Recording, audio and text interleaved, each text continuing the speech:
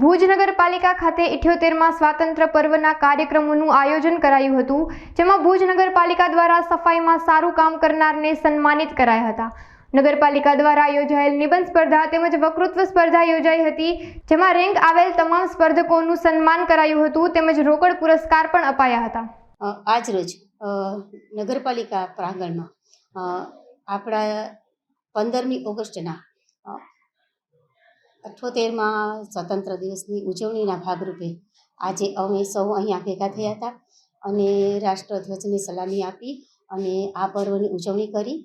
નગરપાલિકાના સૌ કાઉન્સિલર ભાઈ બહેનો, શહેર સંગઠનના હોદ્દેદારશ્રીઓ, મહિલા મોરચાના પ્રમુખશ્રીઓ, સભ્યશ્રીઓ અને નગરપાલિકાના સ્ટાફગણ સાથે રહી અને આજે અમે આ ધ્વજવંદનનો કાર્યક્રમ રાખ્યો હતો।